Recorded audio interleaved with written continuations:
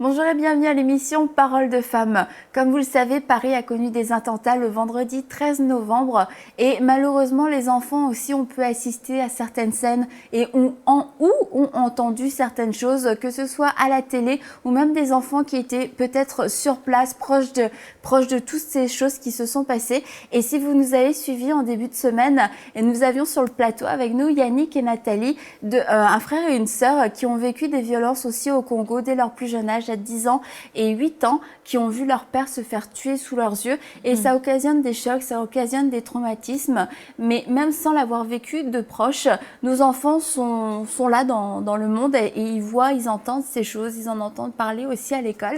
Donc comment peut-on aborder ce sujet-là sans créer de la peur et aussi d'un point de vue biblique, parce qu'en tant que chrétien, que famille chrétienne, je pense qu'on doit avoir un discours peut-être différent, un discours d'espoir, un discours de miséricorde, un discours tout simplement biblique en fait. Mais quand on voit ces images-là, nous-mêmes, on est choqués, puis on peut avoir des émotions en tant que parents. Ben exactement. C'est certain que nous, en tant qu'adultes, on voit ça et on est choqués. Donc, ça nous bouleverse, ça fait ressurgir toutes sortes d'émotions. Donc, c'est certain que nos enfants peuvent être présents quand ça arrive, parce que, en fait, ça arrive, c'est soudain. Ça, c'est pas prévu. Ben non, on prévoit pas ça, on prévoit pas qu'est-ce qui va arriver, qui va être alentour de nous quand on va recevoir la nouvelle. Et par le fait même, nos enfants souvent sont là, et peut-être le 13 novembre, c'était le cas de plusieurs personnes. Et puis, l'important, bon, il y a la réaction du moment, mais il y a la réaction après le moment où, bon, on a absorbé le choc. Et puis, c'est ça, il y a la façon de réagir selon le monde, il y a la façon de réagir selon un enfant de Dieu, selon la parole, selon un chrétien. Et puis, ben en fait, c'est de rétablir ça, rétablir le calme, rétablir la paix, parce que même nous, on peut être affolés. Moi, je me souviens, vraiment, j'ai été vraiment dans un état de choc. Et puis, tu te dis, ben OK, comment est-ce que je vais... il y avait des enfants à la maison et je me dis, mais comment je vais transmettre ça? Et en fait, on a simplement dit à nos enfants calmement une fois que c'était passé. Et c'est de le dire dans le calme et de dire, nous sommes des enfants de Dieu. Et puis, on a parlé beaucoup chez nous du psaume 91, Annabelle, qui est le psaume de protection, mon psaume... un psaume que j'aime beaucoup, celui qui demeure sur l'abri du Très-Haut, repose à l'ombre du Tout-Puissant. Et puis, c'est de vraiment s'assurer en tant que parent, je pense que ce qui est très important, c'est de ne pas créer un climat de peur, parce que souvent, même les adultes eux-mêmes vivent dans la peur, dans les craintes, et c'est vraiment de s'appuyer sur la parole et qui dit de ne pas s'inquiéter de rien. Et puis, mais c'est certain que quand on est dans la situation, on peut le vivre de près si on a perdu quelqu'un, aussi pour ceux qui étaient réellement à Paris. Bon, mais c'est vraiment là, la parole de Dieu devient vraiment comme encore plus réelle, doit devenir tangible, mais c'est de vraiment restaurer la paix dans le cœur de nos enfants, de dire que Dieu est là. Ouais, parce que sur le coup, on peut dire des paroles sous le coup de l'émotion. On va dire on va tous mourir, c'est sûr, c'est la guerre. Et les enfants, et c'est le cas de le dire, quelquefois, ils prennent les paroles de leurs parents pour paroles d'évangile. Et c'est la vérité absolue pour eux. Papa, maman, on dit qu'on allait tous mourir, on va tous mourir. On s'est demandé chez nous si on devait le dire quand c'est arrivé. J'ai dit à mon mari, c'est certain, il faut en parler parce que ils vont finir par en entendre parler de toute façon, peu importe. Cette nouvelle-là a fait le tour de la planète dans l'espace de 5 minutes. Toute la planète le savait. Vraiment, ouais. Les enfants nous ont même dit dans la cour d'école, dans l'autobus, tout le monde en parle. Donc, c'était évident, là, c'était certain, il fallait le dire. Oui, puis surtout que tes filles sont quand même aussi Oui, plus mes grandes. filles ont 13 ans et 10 ans. C'est ça. Et en fait, ils sont très conscientes de l'actualité, mais je veux dire, on essaie toujours de leur donner un regard vraiment biblique sur tout ce qui se passe et de ne pas vivre ça comme le monde le vit. Et je pense que c'est important en tant que parents de transmettre la pensée biblique sur l'actualité et non la pensée mondaine, parce que les actualités vont peindre un portrait de ce qui se passe Et vraiment, ce qui ressort beaucoup, c'est l'esprit de peur, l'esprit de crainte. Et ça peut s'emparer dans le cœur de nos enfants. Si on regarde les informations, on regarde tous les reportages, etc., ça crée de la peur forcément parce que ce sont des faits qui sont donnés et puis il n'y a aucun espoir, il n'y a rien qui va pouvoir s'arranger. Donc juste des enfants qui ont juste cette information parce qu'on peut privilégier l'information de dire c'est important que nos enfants sachent, que nos enfants apprennent. Et c'est vrai que l'information est importante, mais une information sans enseignement, sans regard biblique, c'est quelque chose qui va finalement devenir dangereux pour leur vie. Et c'est pour ça, comme tu dis, par rapport à tes enfants, oui, l'information est là, mais l'information qui va prédominer, c'est la parole de Dieu et que ça, on va toujours le placer au-dessus de toutes les actualités parce que juste comme ça, brute, l'actualité suscite de la peur et ça, c'est Et puis évidemment, clair. Dieu n'est pas surpris de ce qui s'est passé. C'est écrit dans la Bible, il y a plein de prophéties qu'une nation va s'élever contre une autre, un peuple contre un autre peuple, il va y avoir des guerres et bon, on ne se leurra pas, on est vraiment dans cette époque où je crois vraiment on est dans la fin des temps où vraiment les prophéties bibliques se multiplient et s'enchaînent les unes après les autres, se réalisent, sont manifestées. Et puis, avec la montée de toutes les guerres et de toutes ces choses-là, vraiment, c'est important de faire connaître à nos enfants que Dieu n'est pas surpris et que Dieu est notre paix. Dans ces situations-là, Dieu savait ce qui arriverait et qu'en tant qu'enfant de Dieu, on a vraiment une portion de grâce aussi qui nous est accordée pour vivre ces moments-là, que nous soyons de près ou de loin. C'est certain que nous, ici au Canada, on le voit un petit peu plus loin, parce que ce qui s'est passé vendredi le 13 à Paris, c'est l'autre côté de l'océan, mais c'est près de nous en même temps parce que c'est un pays occidental, c'est un pays francophone. J'étais là la semaine d'avant et je me suis dit, j'aurais pu être là. Et j'en ai eu la chair de poule sur le coup. Je me suis dit, mais tu sais, Dieu nous a vraiment épargnés, Dieu nous a gardés, mais je me suis dit, là, il y a des gens que je connais qui sont là. Donc, c'est certain que on a besoin vraiment de prier pour demeurer dans cette paix ou vraiment de se l'approprier si vraiment on est dans Et toi, Evelyne, tu as vécu ça comment? Parce que toi, tu as 2 enfants, dont un bébé et un petit garçon qui va bientôt avoir 3 ans. Donc, ce n'est pas la même approche qu'on a avec un enfant de 3 ans. Il y a beaucoup d'émissions en ce moment qui passent même à la télé, du coup, qui parlent de ce sujet-là. Mais toi, comment tu as fait avec ton fils? En fait, mon mari et moi, on a vraiment suivi l'actualité de près parce que on a vécu à Paris quand même, donc on se sentait concernés. Mais une chose qu'on a faite, c'est que quand mon fils était réveillé, il n'y avait pas de télévision, d'ordinateur allumé ou quoi que ce soit, et on n'en parlait pas devant lui. Moi, j'estime qu'à son âge, c'est pas nécessaire qu'il soit au courant de ce qui s'est passé. J'ai l'avantage qu'on vit au Canada. L'école, c'est à partir de 5 ans ici. Donc, mon fils ne va pas à l'école. Pas tout à fait 3 ans. C'est ça. Il est quand même petit, c'est sûr. Mais il y a un moment, je me suis dit, j'avais envie de regarder, il était à côté de moi, puis j'avais envie de savoir où ça en était, et j'ai vraiment voulu l'allumer. Mais en voulant le faire, en allumant mon ordinateur, je me suis dit, non, parce qu'il va entendre des choses, et puis ça crée des choses en nous. Ça crée quand même un stress, ça crée une peur quand même. On se dit, qu'est-ce qui se passe? Puis on vit des choses, et puis tout à coup, il y a comme une excitation. Les enfants, même petits, le sentent, ils remarquent ces choses-là, ils se sentent concernés. Est-ce que j'ai fait quelque chose de mal? Est-ce que c'est de ma faute? Qu'est-ce qui se passe? Pourquoi? Et même s'ils ne l'expriment pas, ils le ressentent. Donc, il faut vraiment faire attention à ça. Donc, moi, c'est sûr que même si je pense que le journal de 20 heures que j'ai voulu regarder sur Internet, je l'ai coupé toute la journée, en fait, en petites parties. Et finalement, le soir, j'avais eu toute l'information parce que je n'ai pas voulu qu'il entende quoi que ce soit. Donc ça, c'est certain. Mais s'il avait dû aller à l'école, parce que si il avait été en France et qu'il avait dû aller à l'école, tu penses que tu aurais fait ça comment? Parce qu'à l'école, même si les professeurs n'en parlent pas, bien que je pense que beaucoup en aient parlé, puis à la rigueur c'est normal, parce que beaucoup d'enfants ont été confrontés dans leur foyer aux images, ont entendu les discussions des adultes, tout le monde en parlait. Donc dès qu'il arrive et que lui il est au courant de rien, Quoi, il y a la guerre. Bah, Ça aurait été plus alarmant qu'autre chose. C'est encore plus traumatisant parce que les enfants se seraient même parlé dans la cour d'école sans qu'il y ait un adulte en plus. Donc, il se dit des choses. Les choses sont souvent déformées, sont souvent aggravées par les enfants. Donc, ça aurait été pire.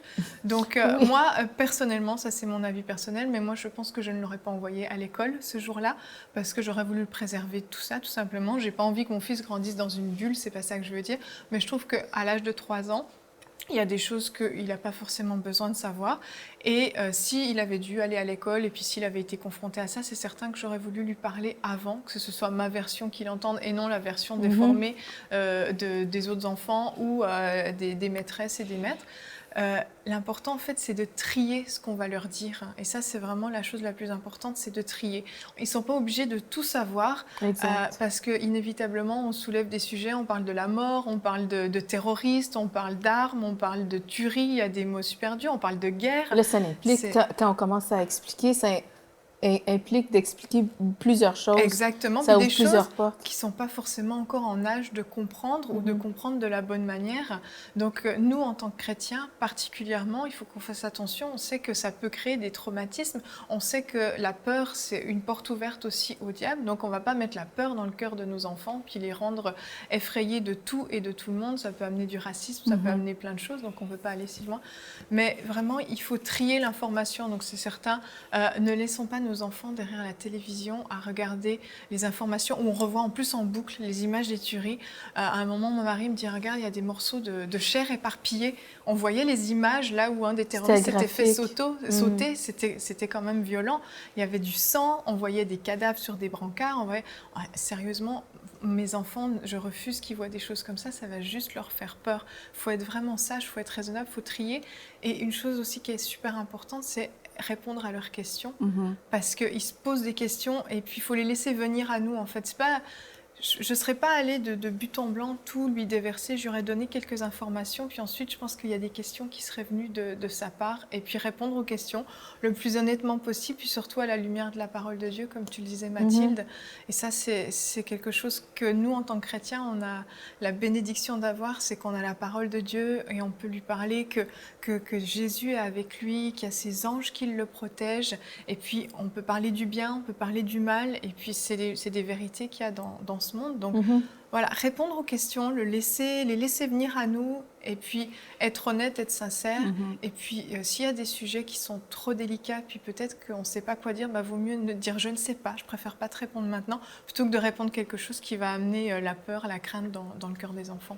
Et comme tu dis, le but de ça, c'est pas de cacher à l'enfant toute la réalité, c'est juste de faire un tri entre ce que l'enfant peut supporter, ce que l'enfant peut comprendre, parce que l'enfant peut avoir une compréhension, mais à son niveau et arriver à des conclusions qui peuvent être extrêmement dramatiques. Moi, je me souviens, quand j'étais jeune, à l'école, on nous avait parlé, puis aux informations, on parlait de la guerre en Irak. Et moi, sérieusement, ça me faisait vraiment peur. Je rêvais de ça, je rêvais de la guerre. Et je sais pas, ça m'avait vraiment fait très peur, comme si la guerre se rapprochait. Et puis les gens parlaient d'une guerre mondiale qui pourrait arriver. Et puis c'est des grands termes qu'on emploie. Mais les enfants, tu leur parles de guerre, c'est on va tous mourir. Et puis voilà, on va tous mourir. Il y a des canons qui vont arriver, je sais pas trop. Mais c'était effrayant, en fait. Je me souviens déjà, et je me souviens par contre que notre enseignante à l'époque avait dit, si vous avez peur de la guerre, venez me voir, on va en parler et tout ça. Ça m'avait rassurée. Mais c'est bien. Mais mes filles m'ont posé la question toutes les deux, mais est-ce qu'on est en sécurité au Canada? Et ma plus grande, qui a 13 ans, m'a posé la question à moi et à son père aussi, plus qu'une fois. Mais est-ce qu'on est en sécurité au Canada? Est-ce qu'on est en sécurité ici? Puis, tu sais, j'ai vraiment vu que je devais rétablir le sentiment de la paix, puis dans son cœur, pour dire, bien, c'est certain, je veux dire, c'est arrivé en France. Je veux dire, je peux pas dire que ça n'arrivera pas ici. Je peux pas dire que ça n'arrivera pas ici. Par contre, ce que je peux dire, c'est qu'on a le psaume 91, on a la protection de Dieu, on a le sang de Christ qu'on peut se revêtir à chaque jour en tant qu'enfant de Dieu. Et il faut dire à nos enfants, mais en fait, nous, c'est pas qu'il n'y a pas de censure, mais dans le sens qu'on leur parle avec maturité et ça développe la maturité. C'est de leur dire, ben, tu as une protection spéciale et on veut pas, on refuse de vivre en dessous de nos privilèges. Je sais, je me souviens, le 11 septembre 2001, ben, bon, il y a beaucoup d'eau qui a coulé sous les ponts depuis ce temps-là, mais encore à ce jour, il y a des personnes qui racontent des témoignages et des témoignages sans fin de cette journée-là où des personnes racontent la protection de Dieu.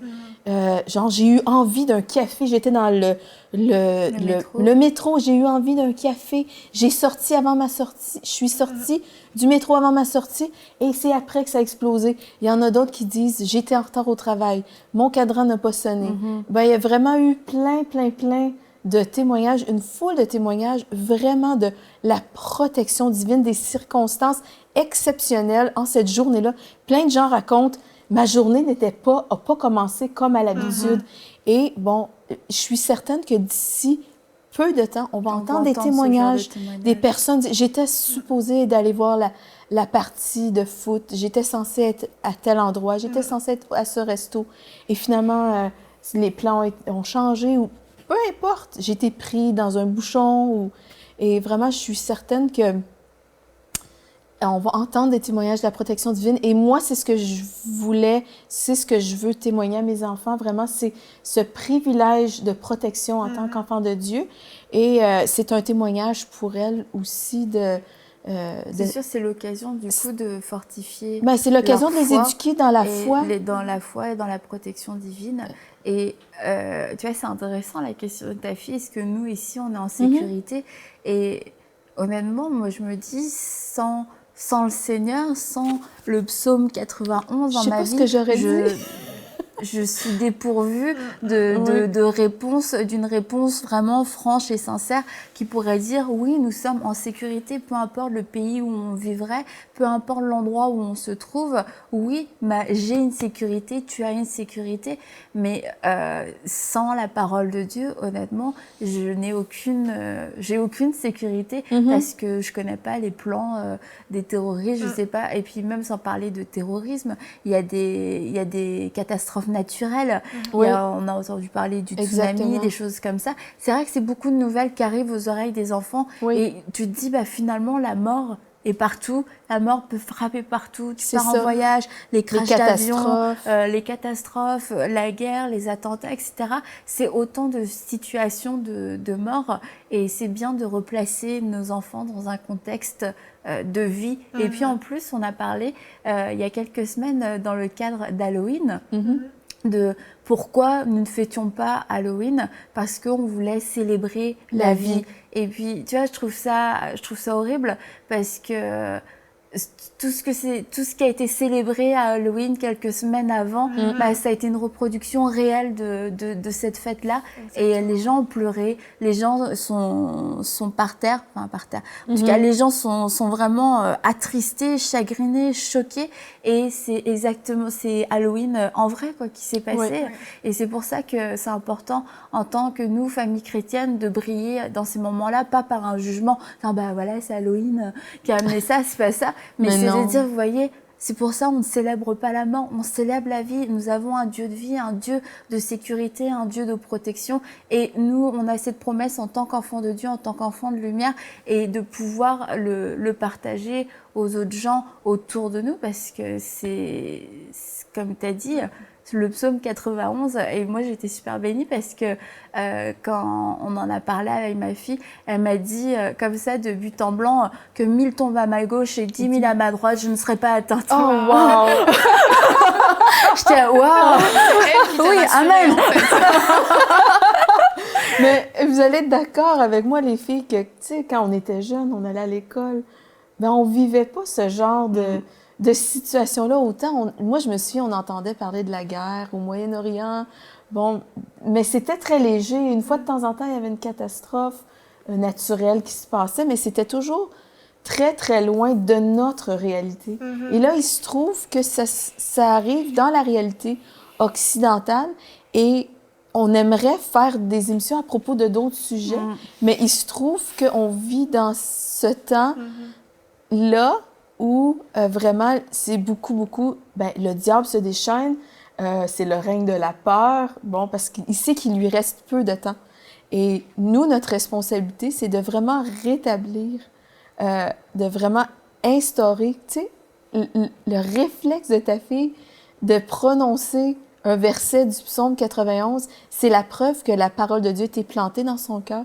Donc, nous, en tant que parents, c'est notre responsabilité vraiment de toujours construire notre bateau de foi, construire notre foi sur la protection, la guérison, toutes ces choses-là. Et quand les catastrophes surviennent, quand le malheur vient, eh bien, notre bouche va parler de l'abondance de notre cœur et on va pouvoir le communiquer à nos enfants.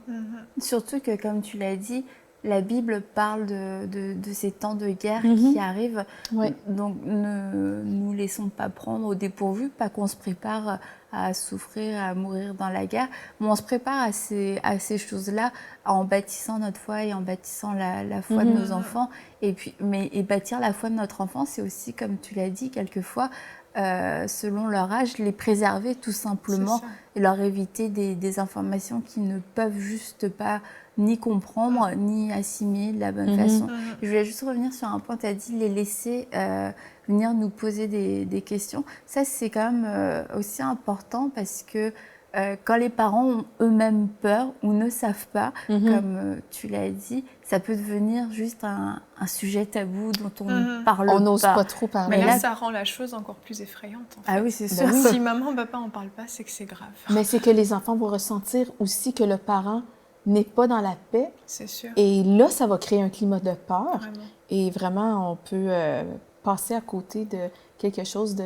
Tout à fait, c'est sûr. C'est important. Puis, je pense que il faut qu'on soit honnête aussi avec nos enfants de ce qu'on vit, de ce qu'on ressent, et puis de ce qu'on ne sait pas. Et ce qu'on ne sait pas, on sait que Dieu le sait. Et moi, j'encouragerais même les parents à avoir un temps de prière avec leurs enfants bien sûr. par rapport à ça. Prier pour la protection, mais prier aussi pour les gens qui sont en France, qui vivent ça. Enfin, impliquer les enfants, mais de la bonne façon, en fait. On peut les impliquer dans la peur et dans la crainte, ou on peut les impliquer dans la foi et dans l'amour. Et je pense que et je trouve qu'un temps de prière serait vraiment approprié pour que justement ils se déchargent aussi à Dieu. Et puis si ils ont envie de pleurer parce que ça les touche, qu'ils puissent pleurer, qu'ils puissent se rapprocher de Dieu de cette façon-là, et puis se décharger sur le Seigneur, parce que nous, en tant que parents, parfois on est aussi un peu désarmés. Moi, je pense aux enfants qui sont proches de ce qui s'est passé, tout proche, peut-être qu'ils ont entendu, un être ou cher. qui ont perdu un être cher. Je pense que là, vraiment, peut-être des camarades d'école, peut-être un professeur. Voilà, il y a eu plein d'histoires comme ça. Donc, je pense vraiment, en tant que chrétiens, apprenons à nos enfants dès le plus jeune âge à trouver leur réconfort en Dieu.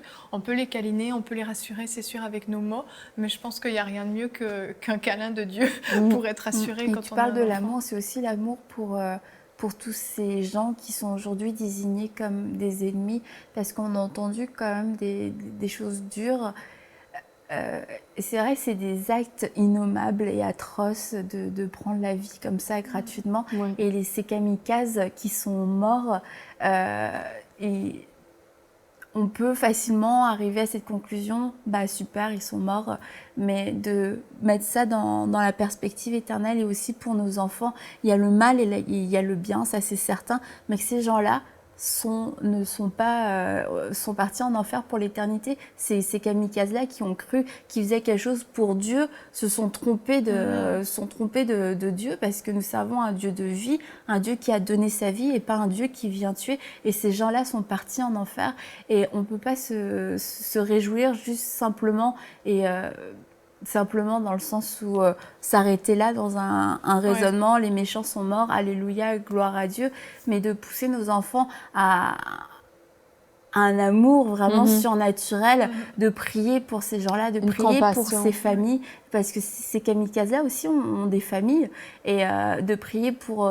ces pays qui engendrent autant de personnes terroristes, de prier, de pas stigmatiser, il y a les méchants, et puis ces méchants-là, ils sont pour le diable et c'est fini, mais d'avoir un discours d'amour et de compassion tout en ayant du discernement, c'est certain, mais de vraiment développer et alimenter leur réservoir d'amour et de compassion. Mais vraiment, puis je pense ce qu'on doit communiquer à nos enfants, c'est de prier avec eux, de leur donner un cœur pour que ces gens-là rencontrent Jésus, le seul vrai Dieu, parce que ces gens-là font ces actes terroristes au nom de leur Dieu. Et nous, on doit faire connaître à nos enfants que Jésus est le seul vrai Dieu, c'est lui le plus fort, il est plus fort que tous les actes terroristes possibles, mais que ces gens-là ont besoin de rencontrer le vrai Dieu parce que souvent, c'est le seul Dieu qu'on leur a parlé, mais c'est pas le vrai Dieu, le Dieu qu'ils servent, c'est pas le vrai Dieu. Donc, faire connaître ça à nos enfants aussi et expliquer le contexte. Pourquoi ils font ça? Tu sais, souvent, les enfants ne comprennent pas la source de ces actes-là, de leur faire comprendre. Et là, dire, oui, ils ont vraiment besoin de Jésus, comme moi, j'ai rencontré Jésus. Mais quand ces personnes-là se tournent vers Jésus, eh bien, ils vont être aussi passionnés pour la bonne cause. Puis je pense que c'est important que nos enfants prennent cette cause-là à cœur, de vraiment prier pour les perdus, prier pour ceux qui ne connaissent pas le seul vrai Dieu. Ça dit dans 1 Jean 5,4, parce que tout ce qui est né de Dieu triomphe du monde, et la victoire qui triomphe du monde, c'est notre foi. Et qui est celui qui a triomphé du monde, sinon celui qui croit que Jésus est le Fils de Dieu? Donc, ils ont besoin de savoir que Jésus est le Fils de Dieu. C'est une belle opportunité aussi d'aborder le sujet de la mort, de la vie éternelle. Et puis, au cas où un de nos enfants ne serait pas sauvé encore, ou on n'en serait pas sûr, la crainte de la mort peut aussi parfois amener une porte ouverte pour une discussion sur le salut. Et je pense que toutes les opportunités sont bonnes à prendre. Et si nos enfants ont besoin d'être rassurés aussi sur l'éternité, leur éternité, c'est l'occasion aussi de vraiment justement leur reprêcher l'Évangile et puis s'assurer de leur salut. Ou même de les affermir dans leur foi. Tu sais, comme souvent, on peut, en tant qu'enfant, prendre la foi de nos parents comme étant la nôtre, mais ça peut devenir vraiment leur propre foi, affermie dans vraiment ce qu'ils croient être capables de s'affirmer à l'école, devant leurs camarades de classe, devant peu importe quiconque leur demande la source de leur foi, qu'ils soient capables de... Ça, c'est sûr que même les enfants qui s'affirment aujourd'hui en tant que chrétiens se font poser des questions. Et là, faut les motiver, il faut les encourager, il faut les fortifier parce que les gens sont aussi un petit peu sur les dents. Ah oui, c'est des guerres de religion et tout ça. Ouais. Donc, nos enfants aussi vont faire preuve à une certaine opposition quelquefois et de ne pas alimenter un discours religieux parce que c'est pas une guerre de religion, c'est une guerre d'hommes. Ce sont des hommes qui ont fait un Dieu à leur image et qui agissent de manière anti-divine, si je puis dire. Et on n'a pas à lutter contre la chair et le sang. Et c'est ça, et que nos vrais ennemis, c'est pas des hommes ou des femmes qui sont utilisés par le diable. C'est clairement le diable qui est venu pour voler, pour détruire, pour égorger. Et c'est ce qu'il a fait au travers de ces attentats, c'est ce qu'il a fait au travers des guerres. Et c'est bien de mettre nos enfants, en tout cas de leur dire qu'il y a des réalités spirituelles et de voir au-delà d'une personne et de ne pas développer justement de haine, de racisme ou de peur parce qu'au-delà de cette personne-là, c'est la puissance du diable juste qui veut détruire les hommes qui est en train d'agir, mais cette personne-là, elle a besoin de Jésus et elle peut recevoir Jésus. Donc n'alimentez pas, comme on l'a dit, la peur chez votre enfant ou des craintes, etc. Mais profitez de cette occasion pour prêcher la vie dans votre maison, pour prêcher la foi, pour prêcher l'amour, pour prêcher la miséricorde. Et on vous parle aujourd'hui en tant que maman et pas en tant que psychologue. Et honnêtement, je crois que la Bible est plus puissante que beaucoup de conseils que vous pourrez entendre en ce moment, un petit peu à droite et à gauche. Il y a des choses qui sont bonnes, mais il y a des choses qui sont juste pas conformes à ce que dit la parole de Dieu. Et la parole de Dieu nous dit ne crains pas, ne t'épouvante pas. Et elle a un message d'espoir. Oui, il y a des nations qui vont s'élever contre des nations, des royaumes qui vont s'élever contre d'autres royaumes, mais Jésus va revenir nous chercher. Et en attendant, Jésus veut sauver beaucoup de gens. Jésus veut sauver tous les hommes. Il nous demande de prier pour tous les hommes, et y compris pour ces gens-là qui ont fait du mal, pour ces gens aussi qui souffrent aujourd'hui parce qu'ils ont perdu des êtres chers. Et on peut partager ce cœur de compassion avec nos enfants au travers de ces catastrophes. Nous pouvons briller et c'est la foi qui triomphera. C'est la foi qui triomphera aussi dans votre famille. Donc on vous dit à très bientôt pour une prochaine émission de Paroles de Femmes. Envoyez-nous votre témoignage à paroledefemmes@enseigne-moi.com.